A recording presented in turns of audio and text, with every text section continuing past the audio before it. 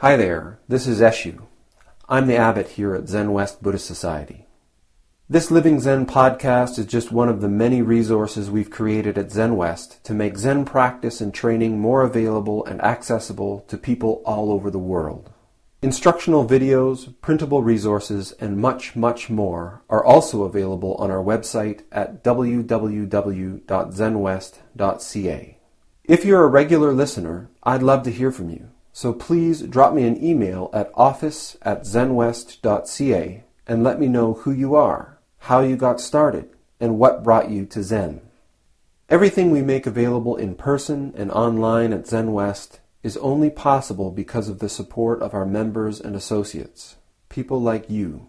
If the efforts of our community are making a difference in your life, I'd like to invite you to show your support and take part in making it happen by becoming an associate or member of the Zenwest Sangha. You can do this by clicking the Join Us tab on our website at www.zenwest.ca. Thank you for your support, and thanks for listening.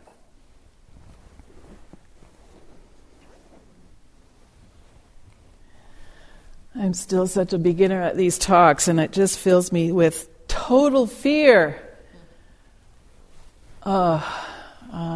Some of you know me, others, I'm Soshin. I'm a junior priest, and I'm not a teacher.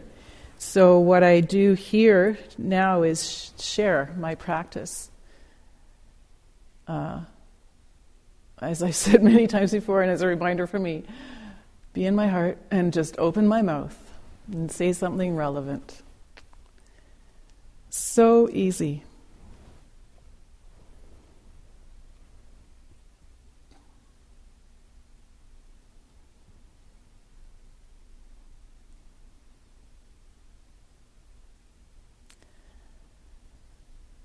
Someday I'd like to come here and just share the joy, but I've had a really rough couple of days, and I guess that's what's up for me to share. I've been, as part of practice, searching inwardly for that place that might be called me, something lasting or solid or permanent, maybe like a soul, I don't know, but and not finding it. But I'll probably keep looking because who knows, there might be something there that's permanent and I just haven't noticed it yet. But what I've been noticing is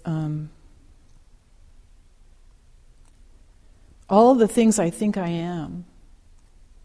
Like the thing that's really painful right now is being a good mom. Or, I'm someone who likes cats.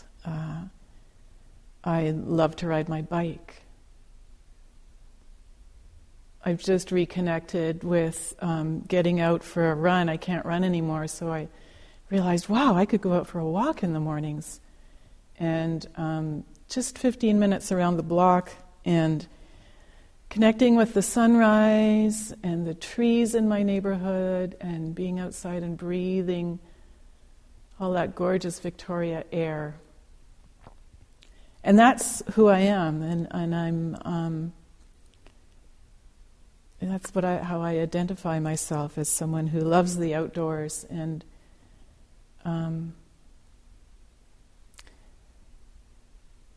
then, so when something happens, like a fight with one of my dear family members, and all sorts of feelings come up. I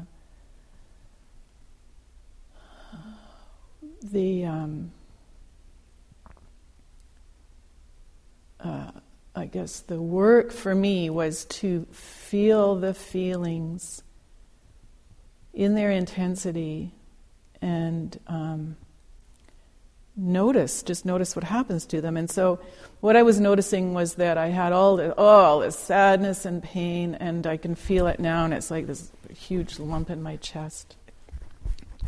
And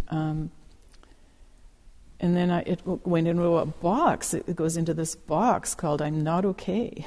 I'm not. It's really tangible. It's shoring up that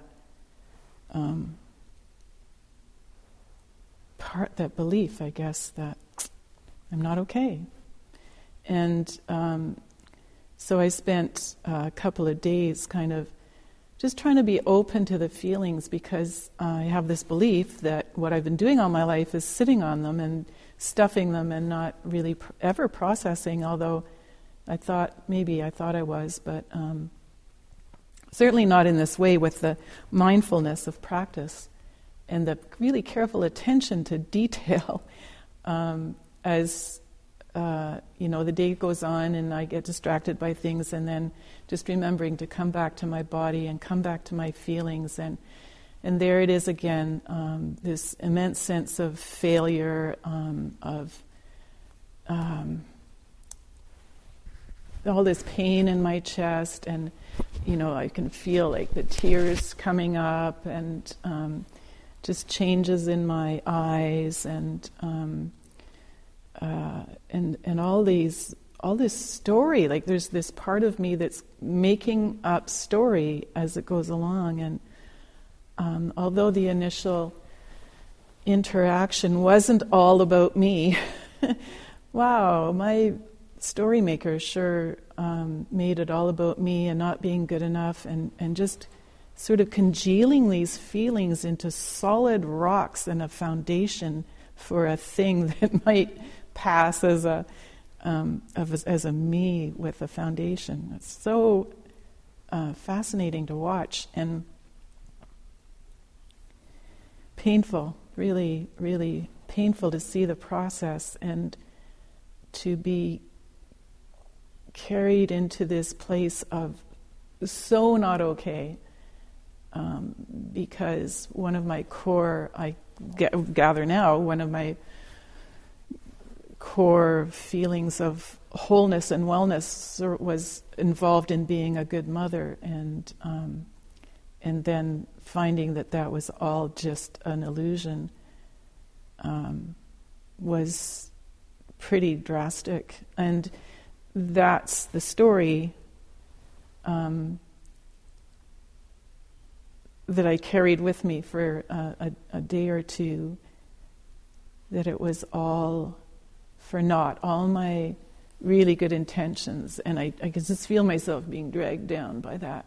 The weight of that story that is feeding this box of I'm not okay.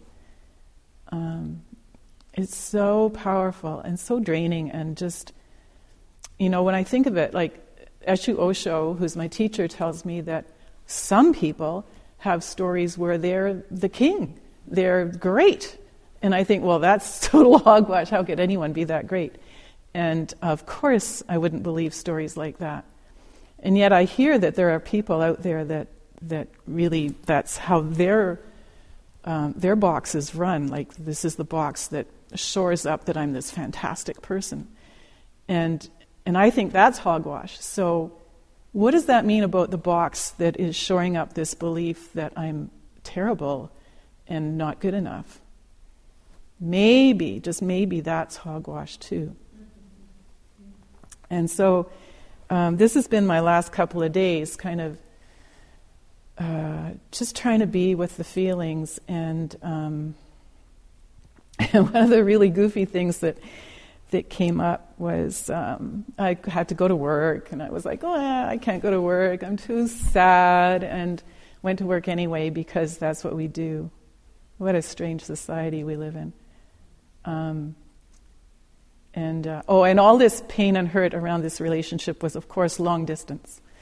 But anyway, that's another thing that we do. So anyway, I'm at work, and I'm still trying to be open and feel my feelings and do my work, which involves computers, and it also involves the public. So it's really kind of juicy and fraught anyway. And so I'm at the computer, and it's telling me I'm trying to do something for a patron or whatever. I work at the library, and the computer's telling me, you have to change your password. Would you like to do it now? And I'm like, no. And so eventually during the day, sometime I found a minute, I'm going to change my password. So I'm just sitting there with myself going, I need a password I can remember, and it's got to be like complex so the computer will like it. And what else? And then you just sort of calm down and you go to your quiet place where ideas are generated, right? These ideas just come up. It's like naming your cat or whatever. Like all of a sudden, whoosh, you've got a name. Zinger! It's going to be called Zinger or Annie or whatever. And so these passwords were coming up like, life sucks, and just end it now, and, just take a hike. And these amazing passwords, that's so memorable. I could totally end your life now. What a good password. So, and then I'm going, is that really who I am? What about a password that's, enlivening? What about Phoenix? I know it's a cliche, but Phoenix. Well, the computer doesn't like that. It's not good enough. Too short. So, wow. It was such an interesting... and I have to tell you that this voice, this little password voice, was so tiny and so quiet. And I would never have known... it's still there, and I'm still listening to it, right? But I never would have known that it was there or known what it was saying to me unless I'd been practicing and quietening my mind and just being, mindful. So I'm so grateful for this practice that let me see that, that my password generator is totally reflective of where I am and is such a good signpost. So, yeah.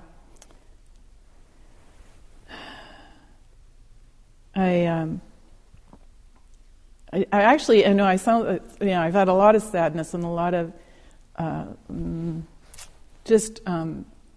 to learn how to deal with the reality of emotions that come up and change, and where do they go, and where am I putting them, and trying to be aware. And I've been doing a lot of, I think, really positive things, like going to singing last night with all this sadness and knowing that as soon as I opened my mouth, what was going to come out, tears or whatever, and I realized that maybe this is what generates jazz, because it's like a vocal improv course, and maybe this is where the blues come from, just really connecting with those feelings and having them come out. And anyway, so I sort of screwed up my courage, the kind of courage you build when you're in an interview with Eshu. And I just was there with my feelings and opening my mouth and letting it out. And what a healing process.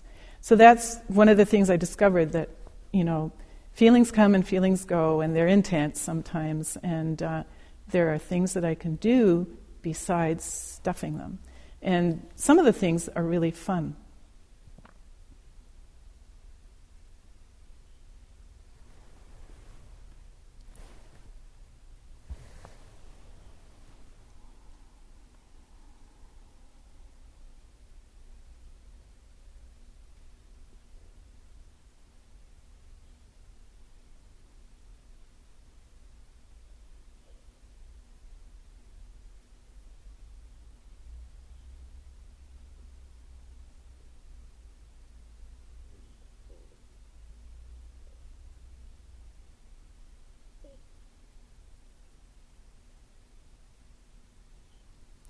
And just to continue the story about my family member, I did connect long distance with them today, and I did find out that actually it wasn't every single thing about being a mother that was horrible.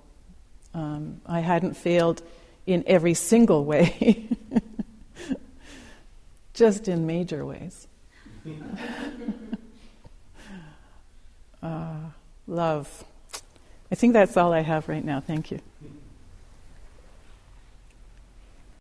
Thanks for listening to the Living Zen-podcast.